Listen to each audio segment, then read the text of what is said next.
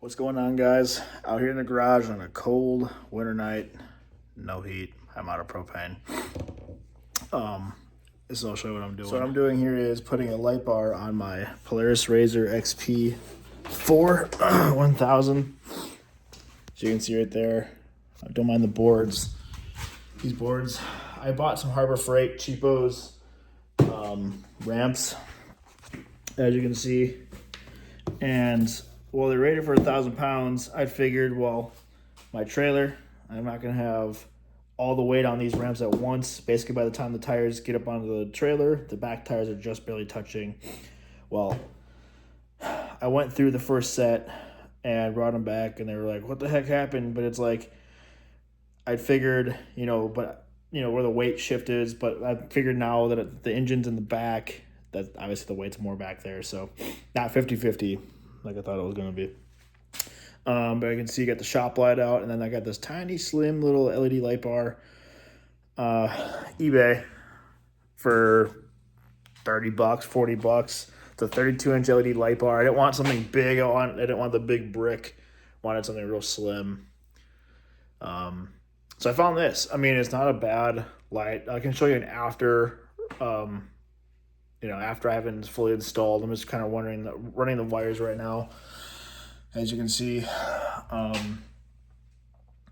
gonna be interesting. I have the Polaris wire harness to make it easy. I like the clean buttons, and everything is pre-wired, so you have to do that. But the problem is when you run their factory, quote-unquote factory harness, they've got these goofy little plugs. They're almost like they're plugs that you would find on like your trailer hitch, right? They got like a male and female end.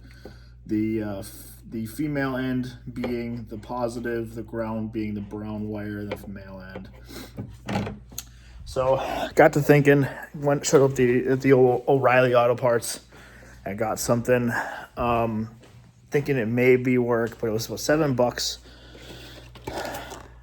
Got this trailer hitch, because you can see there's the male end and a bunch of female ends.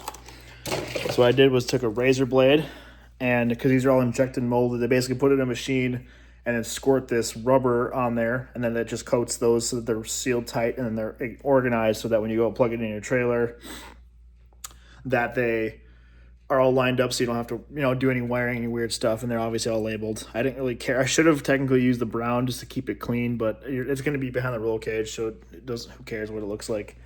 So I sliced it off. I got the female end of the closest one, because these are hard to cut apart, by the way. So maybe a little heat gun and some razor blades might help it out, but I did this inside when it wasn't so cold. So yeah, I got the female end off that's closest to the other male end that was on here. So now I'm just left with some extras just in case I guess I'm screwed up. But it's throwing stuff. It's already like kind of terminated. I didn't get the double ended, obviously, just the one that comes to a bare end like this.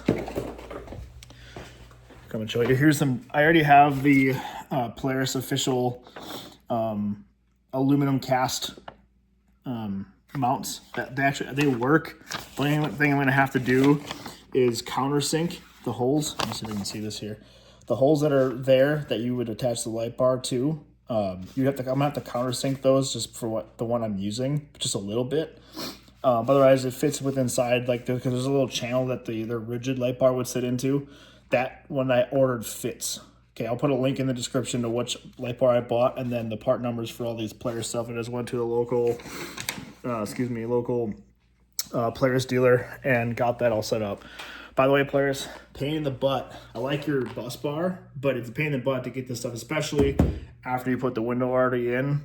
So if you're going to be putting light bars in and some accessories that require you to kind of access this panel, don't do what I'm doing and make it easier on yourself to remove this, because I'm going to have a dandy old time trying to be underneath, trying to mount, because there's like preset grommets that the wire harness comes to that you like push in, and then they got little pop rivets that keeps the harness clean and free from like rubbing on anything metal. The other thing I bought for this was just some plain old wire crimps that have the heat shrink attached to them already. So gonna shrink those up, the old trusty lighter. And right now I'm just feeding the wires through the normal zip kit, the part of here, until I get the new mount harness. You can see there's already pre-drilled holes inside where this would mount. I accidentally drilled the wrong hole, but it turns out that it's going to help me in my favor because that's where I can run the wire to give me the shortest route possible.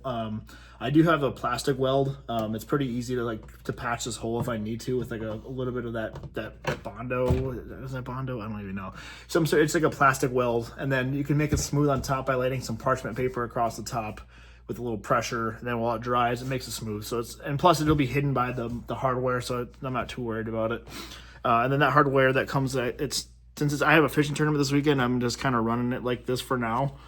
I might have a grommet laying around somewhere. Actually, I think I do, actually. When I was working on a wire harness or a sub woofer on an old truck that I was putting in. So I'll use that in there. But then I'll be heat shrieking these and then just running it down. It's the things you have to remove to get this in that they don't really show you. The tutorial is kind of for an old razor, is to remove the bucket out of the front here, that little latch, and then to remove this little panel here. Just pops off. Just be careful not to snap at these. They're plastics, you know how they are. Just pop this off, and I slid this out to the side. Got that out of the way. And then now I'm just feeding the wire across the top of the steering column, and then once I get this done crimped, I'm going to finish fitting this one in there. But so far so good. I already tested the switch to make sure it looked right. Unfortunately, my turn signals that I have on here obviously the Polaris doesn't really make turn signals, so that's only button that's gonna be out of sorts. But when I get a winch, I'm gonna order their winch wiring kit and then just go to Harbor Freight and get when the winch goes on sale, because I don't need one right this minute. When their 45 or 4,000 pound winch goes on sale, and then I'll just wire that up and then use Super ATV's bracket on the front of there so I can get a winch. But at least I'll have their clean switch and it's all plug and play. So let me get this all wired up. As you can see, just feed it down, and then you'll see the bottom here is the pipe for the roll cage. Let me see if I can get it right there at the tip of my finger. And then I'm just bending that around into the glove box area here where the wires get fed through. So this is a solution. Instead of paying the $800 that Polaris wants for their rigid light bar, paid $30. It works with their hardware, the wire, and their bracketing up here. But for now, again, the guy had one in stock, but then he opened the box and it was missing a bunch of hardware. It had one set of screws and like washers and plates, but it needed one for each side. But it did have the grommet that would work with this already. So basically for the kit, for the wiring kit, that was like $70 or so. And then for the brackets, those are $35. But they're cast aluminum, they're not cheap ass plastic. And then they're all pre-drilled and they come ready to go in this poly groove that came with the premium. So that will work once I get that in play. But for now, I got these long bolts, and then I use spacers because see, there's just enough air gap that I got here. But I had to use spacers underneath these longer bolts. And then I kind of used some of the hardware, as you can see. I use these are like the 10 millimeter, or 10 millimeter. And then I just use some of the stuff that came with the light bar. So far so good. I've been doing pretty good without having to take out the windshield. I was dreading having to do that, but so far so good. Only pain in the butt is you can't flip the lid up open it enough and then get those back two screws out of there. Plus it's cold. I don't want to be dicking around with all the plastics and stuff like that, so I just want to keep it simple. Like I said, I'm not like jumping this thing, so I'm not too worried about wires rubbing. I know what happens over time. But I'm just getting this thing ready to go for the fishing tournament. So I have a light bar. Guys have been falling through the ice because it's slippery with no snow. And so they see a hazard ahead, but they're stopping and they're just sliding into the open water or into the crack. So at least I have some heads up when I'm using the light kind of in the evening hours. But I hope this helps. I had to do a little bit of research. Maybe this will help speed up yours, trying to figure out what light bar to use. Again, eBay for $30. $30 for the brackets. They're on their way. He had to order them. I already paid for them. And then the wiring kit's in our 70. So what's the math on that? 70, 100. Yeah, the light bar is 70. Or sorry, the harness 70, 30, so 100. And then so $130, $150 I'm in total onto this. It's late. So if my math's wrong, I do apologize. Well, hopefully this helps, and we'll see you guys later. All right, I'm back. Everything's snugged up. I found it was actually easier. I had a bit that I was using to take them out with. Let me find where I set it. Where did I set it? It's in my seat somewhere here. I ended up using that to kind of get the things hand tight down. Did I show you my pocket? I did. No. I got too much stuff here. I got sockets in my pockets. Oh yeah, here it is. So I just used this. It's like just one of those extension things you can get. It puts in like any cordless drill. I've got an impact, but I feel like this was just a little bit smoother and easier, more compact. But I used this to get these all hand tight. Remember I was talking about how these were a pain in the butt to try to get to. So I just hand tighten them down with this, and then I used an Allen wrench like set thing here, and I just tighten them down real smooth here. But here's the end product. I haven't found the grommet yet, but here's what she looks like. These are all temporary again.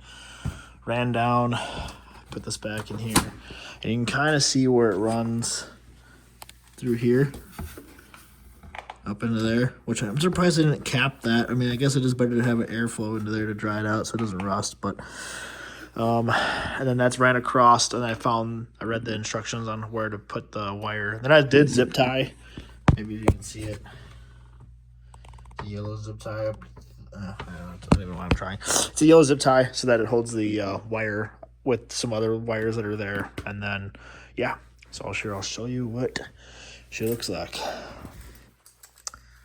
And I'll also show you too what the turn signal thing looks like as well. I'll throw there's a different clip of it I have of it. So I'll just go to accessory. So I'll show you what that looks like, kind of like that. You can customize it. There's a bunch of reviews of it online, but you can use your app to change that, and the turn signals are integrated into that as well.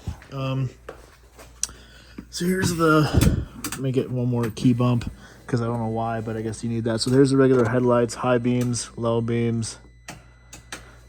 And then I'll go right to the light bar one. So there it is. There it is, all lit up, fairly bright, looks good. And I went just a little bit higher than my high beams are. So look, I did it again, one click up. So low beams, high beams. So I went just above where the high beams are. And again, I can still easily adjust it. So low beams, high beams. So it's just barely darker than or not darker, but it's just barely brighter than my regular brights, and it's a flood style. So that just adds a little bit more of depth and range that I can get out of this. Again, here's what she looks like all lit up. So again, hopefully this helps anybody who's trying to trying to get this done on their rig.